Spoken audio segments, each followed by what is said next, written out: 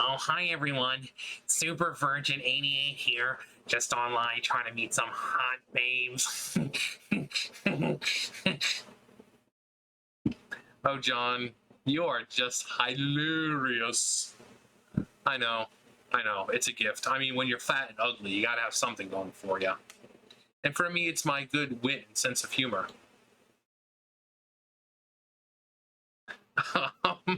Anyways, so let's talk about Naruto.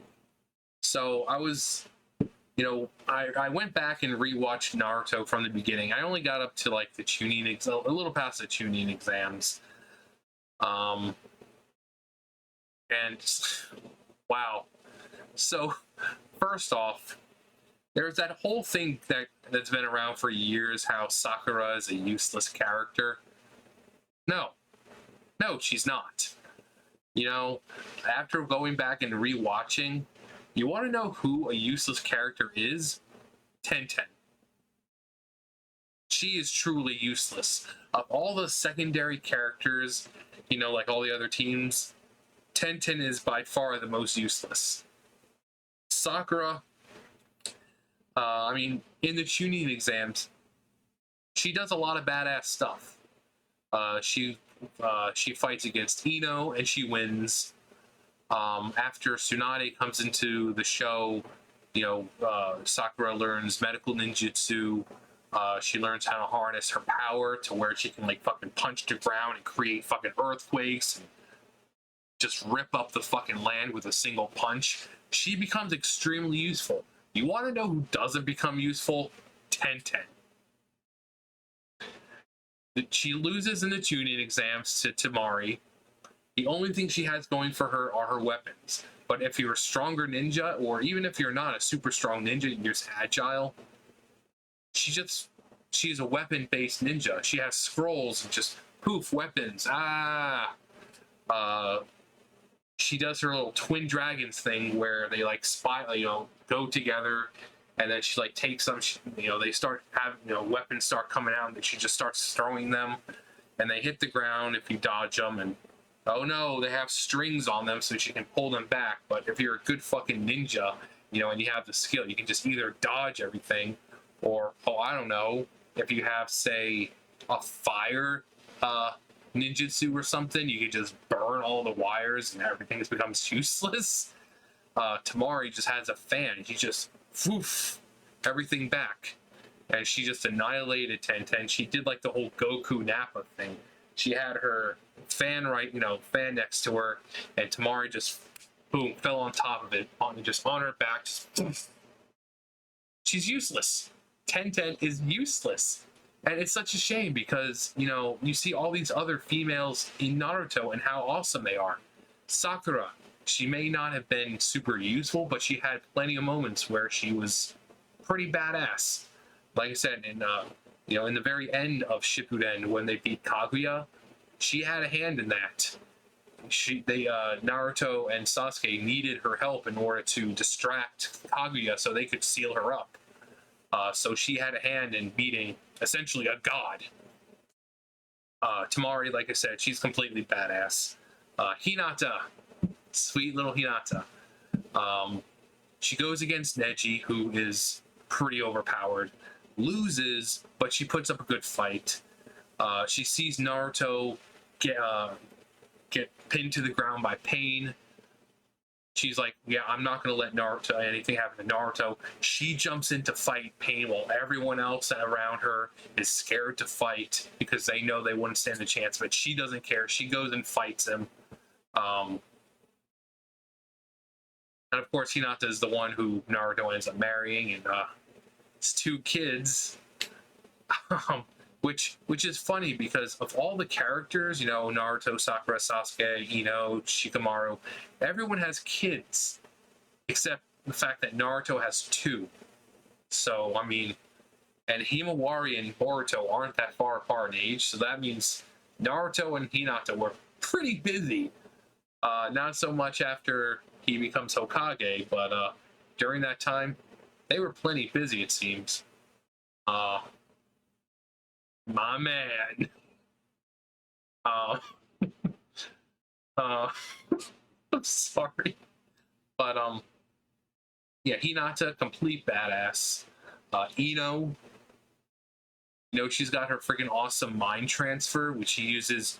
That's a pretty dangerous technique. So basically, she transfers her spirit or her mind into the other person. But basically, if something happens to them, like if they get a cut, that cut happens to her. If they happen to die, her spirit is inside of them. She dies too. And she's used it plenty dangerous situations. She's used it during the Fourth Great War. Same thing, badass.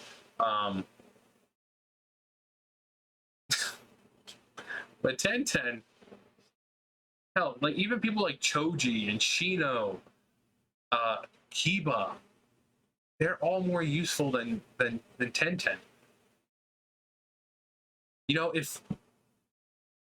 If Tenten had died during, say, the Chunin exams when the village was being attacked, or even if she took Neji's place and died, spoiler alert, Neji dies in Shippuden, I don't think it would affect everyone nearly as much as, say, when Neji died. I mean, people were bawling when Neji died. If Tenten died, it's like,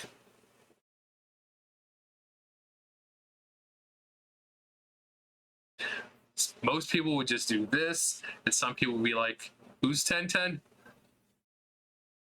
But she's fucking useless. But those early episodes, they were fucking insane. And there was more humor in the beginning just because they were setting up. Like, I think it was like, what, the second or third episode with Konohamaru. And he decides that he's going to make Naruto his teacher. So he's pretending, like, he's against the wall, like the fence, and the planks, are going this way, but he has the thing up in front of him, and everything is going this way. And not only that, you can see his hands holding it at like the top of his head. And then he tries getting the surprise on Naruto. He jumps out, falls to the ground. He's like, "Well, you're pretty slick, boss. That's why I respect you as a rival." And then there's like this 8-second pause, and Naruto's just like, "But I didn't do anything." Like, the dramatic pause was enough. And then Naruto's like, "But I didn't do anything." And then once they start showing with Zabuza, that's when it really gets serious. You have Sasuke and them thinking that Sasuke's dead, and with the whole fight on the bridge. And that fight, man, even as a 33-year-old going back and watching Haku's death and Zabuza's death, that's some emotional shit. Like, seriously, that's emotional. I mean, and I love Haku, I love Zabuza, and people love them so much that they were brought back in Shippuden when they were reanimated. And then they have to fight Kakashi again. And the same way that Haku died the first time with the Chidori through the chest is exactly how he gets taken out the second time. So while he's alive, he got killed with the Chidori through the chest.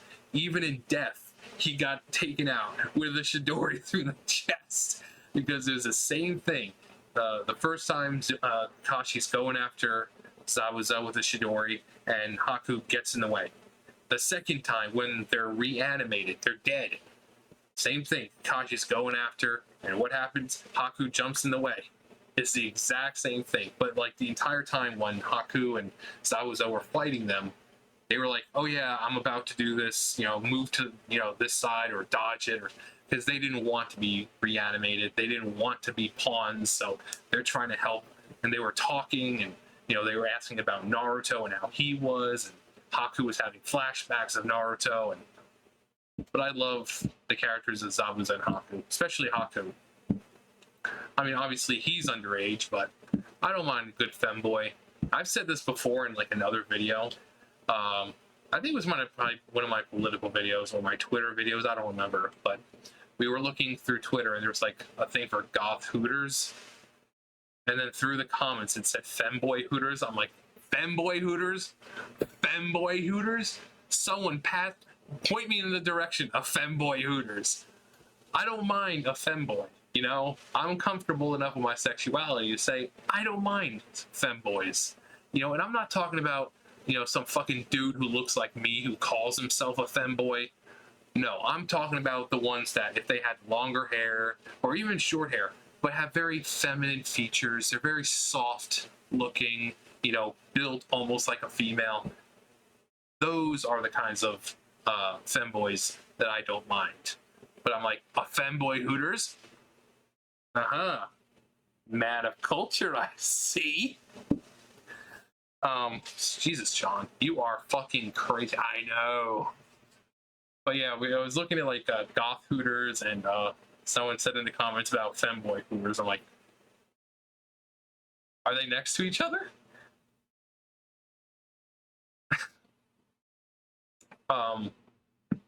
But yeah, Haku and Zabuza were kind of like the first real threats.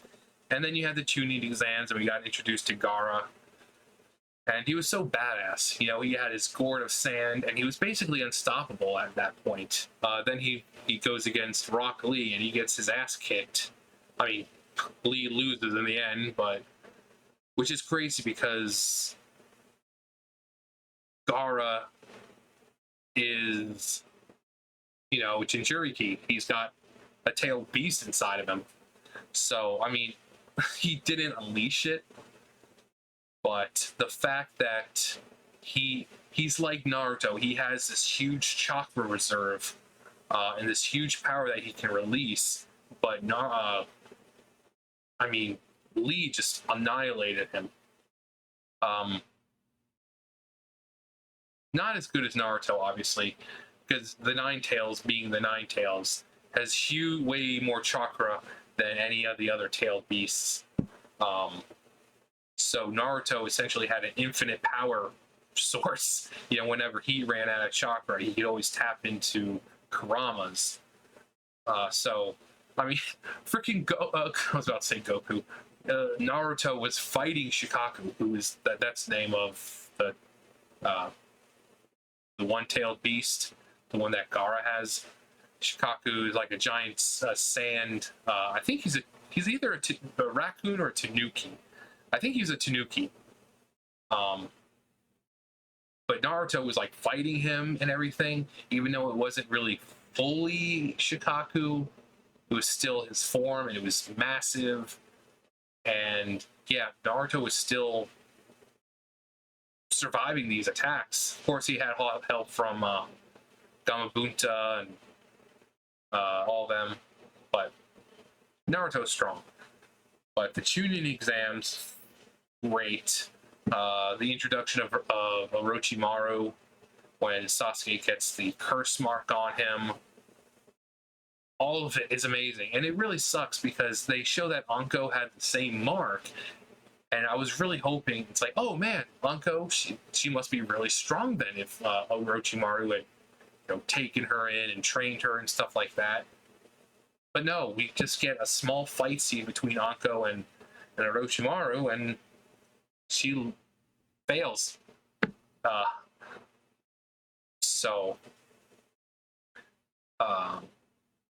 And then it leads up, the whole attack on the village leads up to Orochimaru versus the Third Hokage, which is one of the coolest fights. Orochimaru busts out the resurrected. You know, he resurrects. Well, technically it's an impure resurrection, but he has the first and second Hokage, Hashirama and Tobirama, and he fights Third Hokage Hiruzen, and then freaking Third Hokage pulls out Monkey King.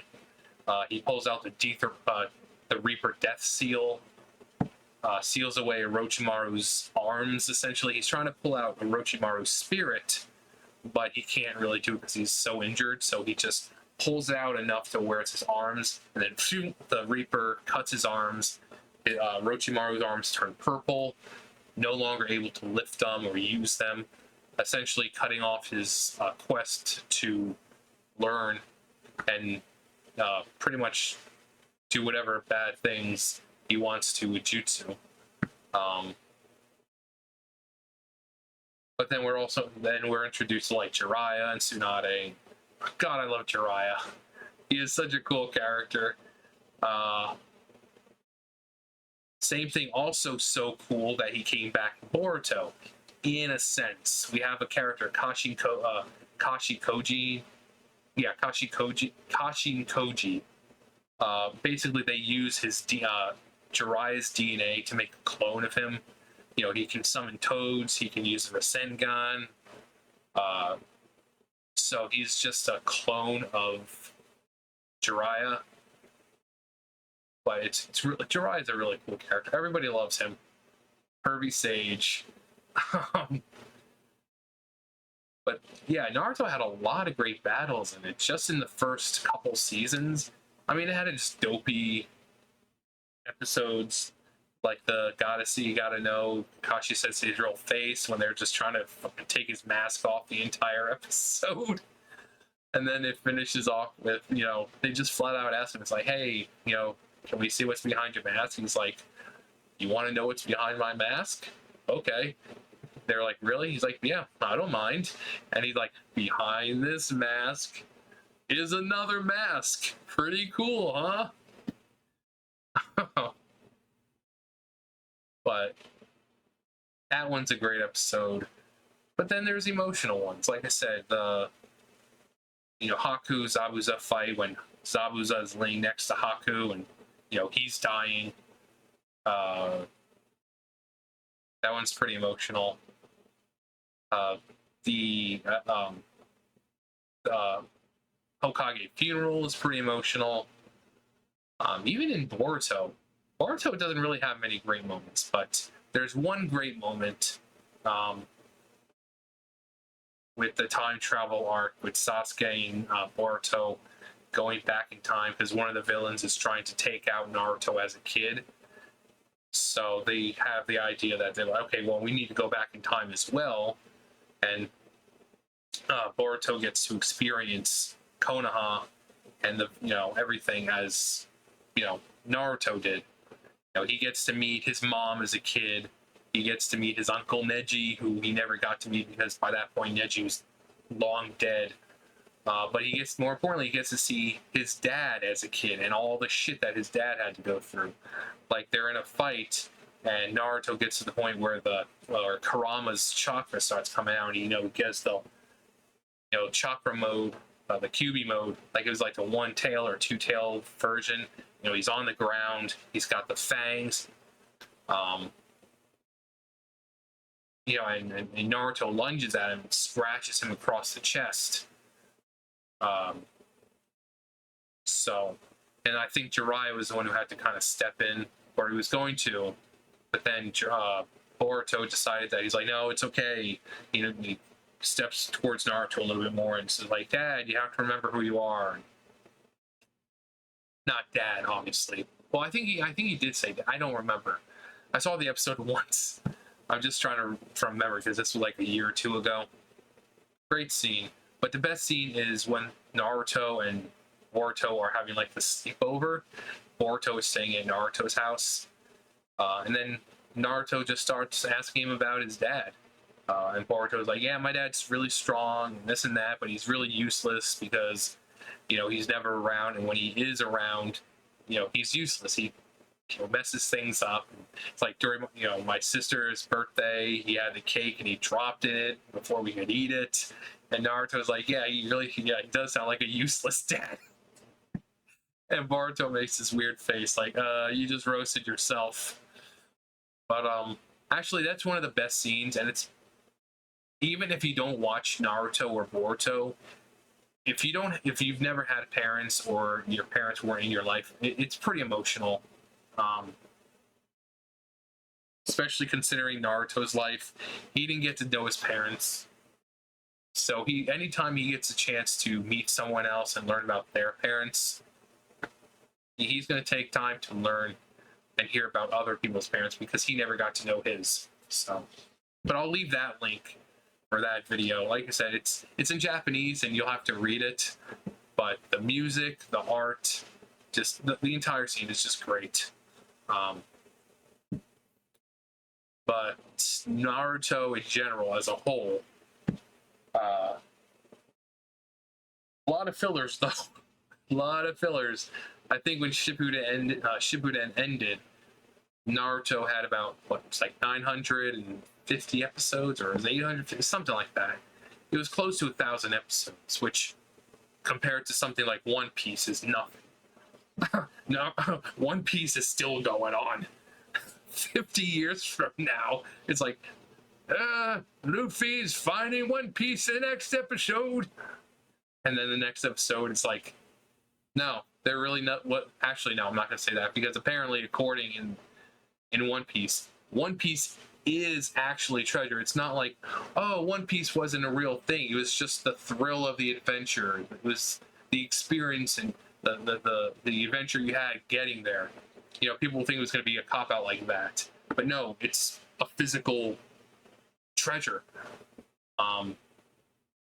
It's going to be like 2050, and we're still going to be going on with One Piece, and Luffy's still going to be looking for it. It's like, I don't think there's much of the world left in that world to be exploring. We've explored everywhere. Where? Surely the Grand Line is not that far away.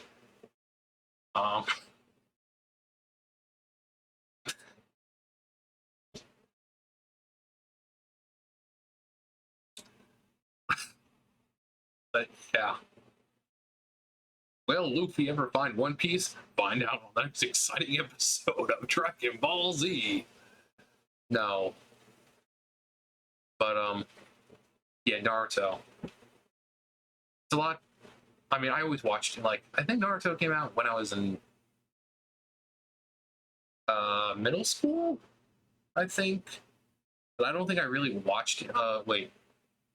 When did I think it was high school I started watching it.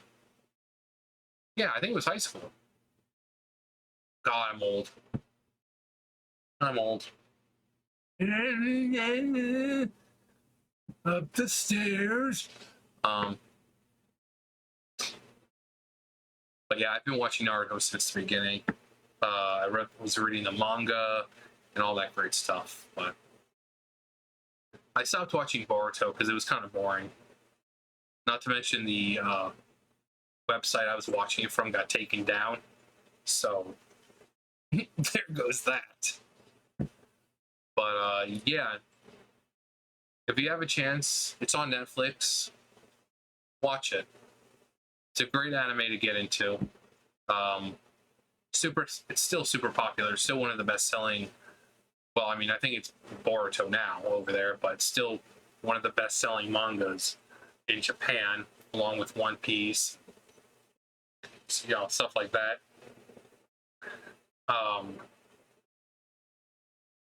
But if you do watch Naruto, and you're like me and you've watched it almost since the beginning, who's the most useless character in your opinion?